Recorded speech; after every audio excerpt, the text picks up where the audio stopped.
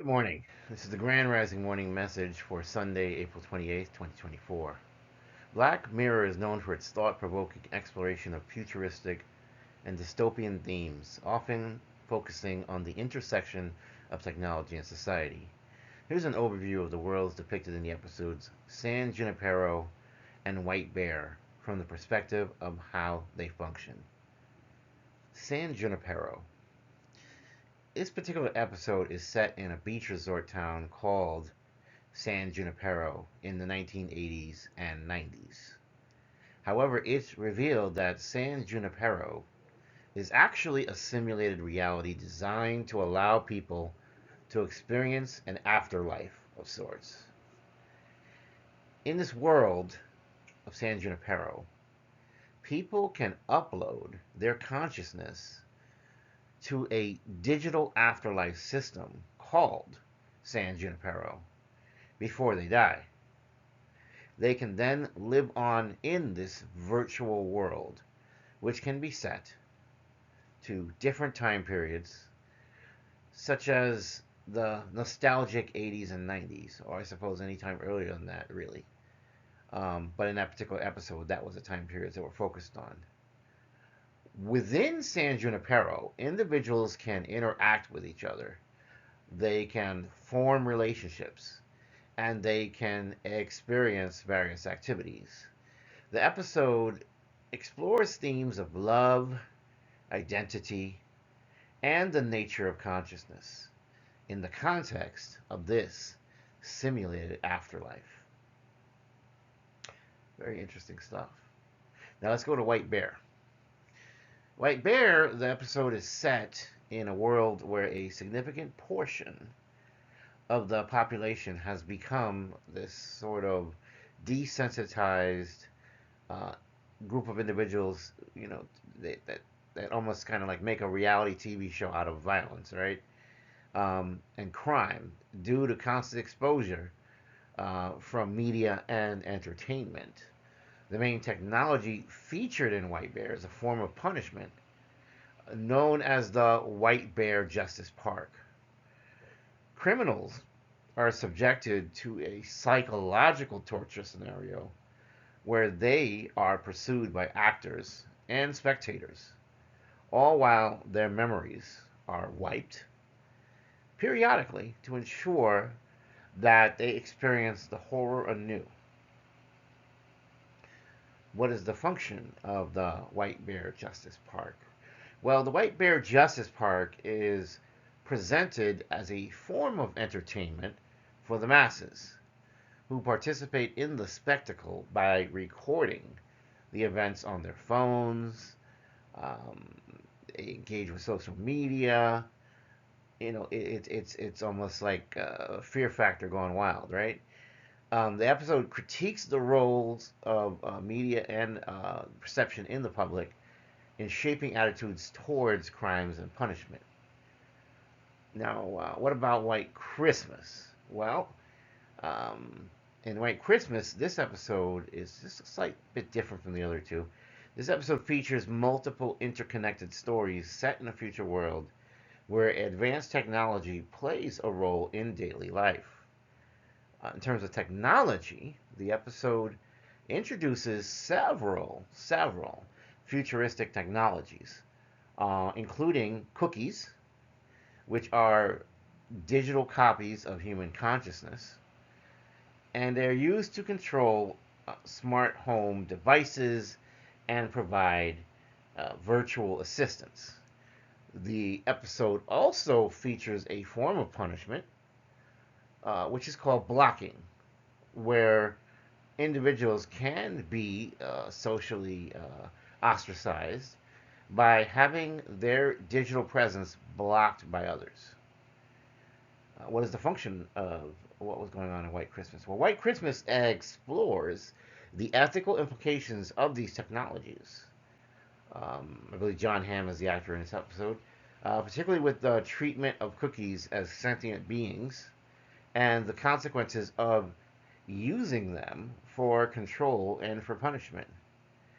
The episode raises a lot of questions about privacy, consent, and the nature of consciousness in a world where technology blurs the lines between the digital and the real.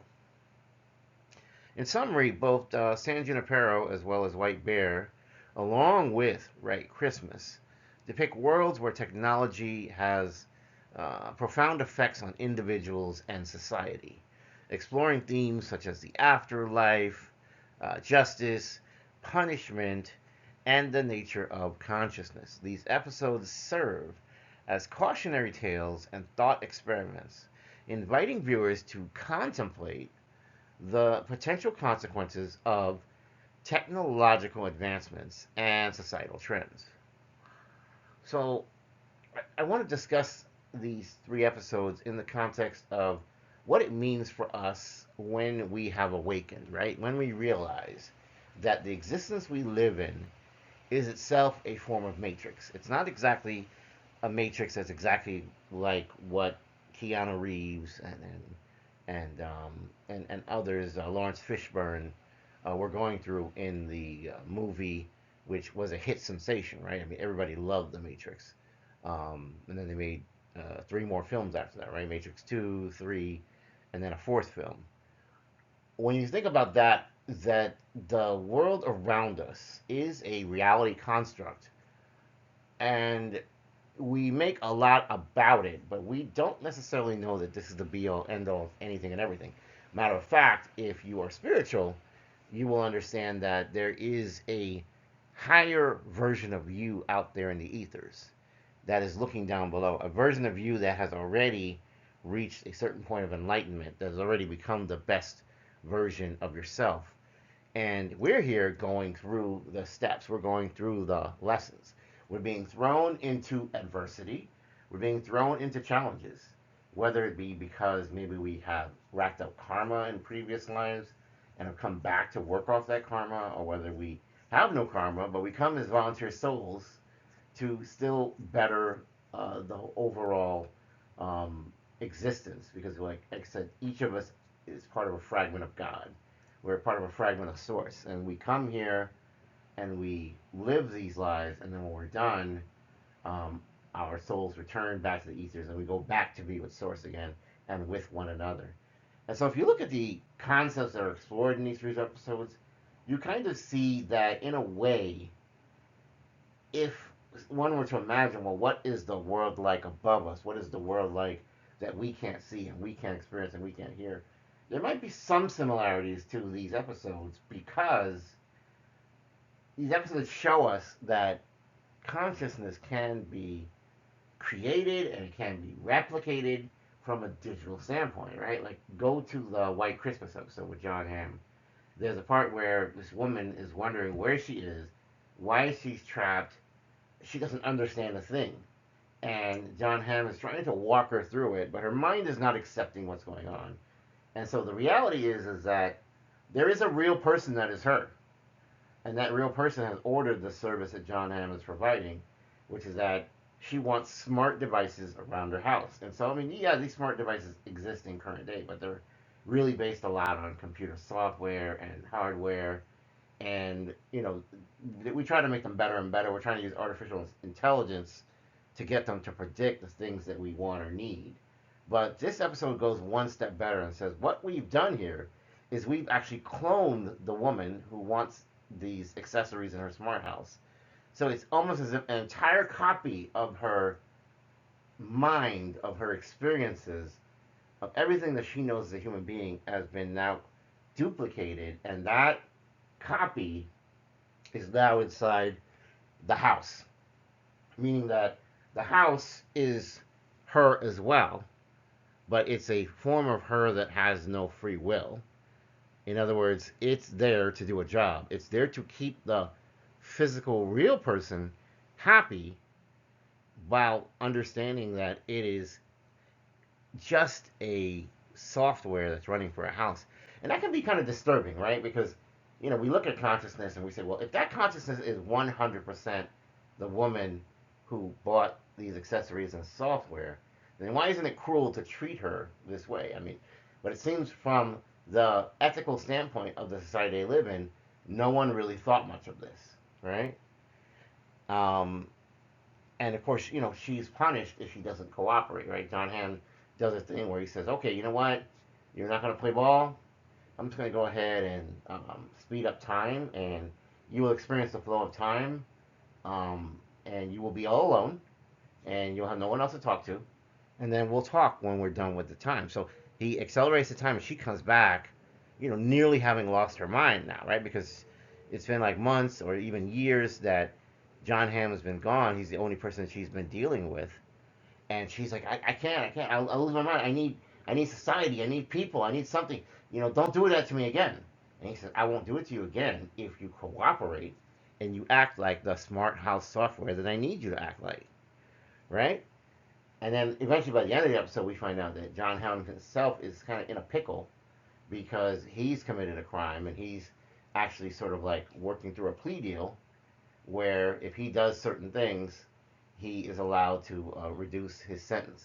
And so we find out that in the episode that he was talking with a guy in a cabin, they're eating, having coffee together, and he was at this whole story about him and the smart house is actually just him making conversation, idle chit chat with the individual he's there with. But what we find out, the real point of the episode is that the guy he's there with is also a consciousness copy. He's a consciousness copy of a real life individual who's in prison because he committed murder, and they need John Hamm to find a way to convince the copied consciousness to basically tell on him. In other words, that they know that whatever the criminal knew at the time that his consciousness was copied, that this consciousness knows, this artificial consciousness knows as well, and that if they can get that consciousness to confess, then the police will use that as evidence to say, well, you know what, we have a rock solid case now to prove the physical man, in fact, committed the murder. And of course, when he finds out that his digital copy has blabbed and told on him, he's like, this is not fair. Like, hey, like, I never squealed. I never. They're like, yeah, but it doesn't matter because we've got the copy of you to squeal, and so therefore you're now going to be sentenced. You'll get the death penalty. And I want to say that as for the consciousness that's left behind, he's thinking that, okay, what are they going to do with me? They're not going to kill him, so they just kind of leave him sitting there by himself for centuries, which in and of itself is pretty horrifying. That's why Black Mirror is really kind of like a modern day Twilight Zone with very horrific storyline endings. And if you look at sorry, not Black, White Bear, that's another one where they are able to use technology to do some pretty funky but otherwise evil things, right? In this particular case, you have a criminal who, with her boyfriend, had abducted and killed a young child. And so this is obviously one of the most terrible cases that you can have in society. So the technology here allows them to wipe her memory every day. And why they're doing that is because they've actually turned her into sort of a reality sport entertainment where people can watch her struggle and suffer as they all hunt her and follow her around. And she doesn't know why. She doesn't know why they're doing this. She doesn't know what's going on because her memory's been wiped. All she knows is that she's a woman. She wakes up. She finds a picture of her and their boyfriend and a child, and she just starts running, and they're just like chasing after her the entire time. She goes through these experiences, only to find out at the end that she is part of this White Bear Justice Park, which in essence uses her as entertainment because she's basically that's her punishment for having engaged in this horrific act of abducting and killing this small child. And when we go to the other episode, San Junipero, what we find is that a lot of people whose bodies are failing are able to turn around and take their consciousness and put that into some spot on a computer server, and that consciousness will continue to live on, just as it did in the White Christmas episode. And so a lot of these people view this as their own way of achieving immortality because now the computer can keep you going indefinitely. You won't age, you won't die, you will just exist, and you can exist as long as the computer keeps running. forever and ever. So the reason I bring these up is because I think it kind of relates to the way we look at the nature of the matrix here on Earth and the spiritual realm, which is that there's a lot going on beyond us that we don't know, that we can't see, that we can't understand, that there are higher versions of ourselves out here, and there's God out there. And we come here to do certain acts, certain soul contracts. And people may complain about that. They may say, I can't imagine having agreed to subjecting myself to this kind of punishment. It just doesn't make any sense. This is horrific. I can't take this. I feel ruined. But yet, not knowing what is beyond, not knowing what the circumstances were that your soul agreed to do these things, we're only thinking in the limited 3D sense of how the world looks beyond us. We don't know anything about the nature of how we would perceive these sort of things, how we would perceive the fact that we could agree to these kinds of things. And so that's something you need to keep in mind, is that suffering is relative to time and place. Pain is relative to time and place. And for immortal souls, living these lives, however short and painful and horrific they might be, these are experiences that have some value. And we agree to do this in conjunction with the Creator, with Source. And this is a way of learning and growing and experiencing things. Because, like I said, we've got all of eternity to exist, but we only have but a few chances for us to keep coming down and living a mortal life, and then going through the richness and fulfillment we get from living that normal life. Even if some of the things seem absolutely terrible, like, oh my God, what do you mean I signed up to come down to Earth to jump out of a burning building? I mean, that's the luck of the draw, right? At the end of the day, your soul is still immortal. And so you have to keep that in mind, that if you get too caught up in the simulation, then you will kind of miss the big point about why we're really here. And so there is something we're doing here. We are signing up. We are in agreement with the Most High God, the Divine, and everybody has a role to play, even if it's just that maybe you're a baby that's born with these deformities and you end up never living past age 3. You still came with a role to play, and that was your role. And it sounds cruel and barbaric, but again, that's just us, relatively speaking, from the standpoint we have here, right? Which is, our way of normalizing what should be accepted and not accepted, even though we don't know what the morality and norms are of the afterlife and the world beyond. So I hope this kind of helped. I know these concepts are really way out there, but I just really wanted to kind of open your mind on perspectives about how um, things are not as they seem, right? Like in and of ourselves, I feel like we are very advanced forms of computers, because not all computers require microchips and metal and these steel racks and these magnetic drives. Like that's one kind of computer, and that's one way it's built. But there are other ways to do it. And so when you think about what we can be, in our own right, advanced, very highly evolved forms of computers that operate based on organics, right? We have DNA that tells us, what's going to happen to us over time if we, react to certain stimuli. We're actually quite sophisticated when you really think about it. We think about the fact that we have this animalistic brain, as well as our higher thinking, our cognitive abilities. We're actually very, very powerful pieces of technology. And so there may very well be a day where we may even learn how to clone ourselves and recreate that technology. A lot of countries are not very happy about that, but some countries don't mind. So, like Korea, I would say, North Korea I'm sorry, not North Korea. That's actually the one under Kim Jong Un. I meant South Korea, right? In South Korea, you can actually have your dog cloned. All you have to do is send the cadaver, and they can take enough DNA samples from that, and they can actually bring you back a copy of the same dog you lost, which is actually pretty incredible. But nonetheless, the implications of that can be very scary, because once you think about cloning people, you're like, well, wait a minute, whoa, whoa, whoa, what are we doing here? I thought we were special. I thought we were unique. And then you realize that if you can be cloned, then you are, in essence, something that can be created and programmed and be able to follow certain parameters. So, this has been our Grand Rising Morning message for Sunday, April, I believe it's 28th, right? 2024. I hope you've enjoyed this segment. I love you. Don't forget to like, share, and subscribe.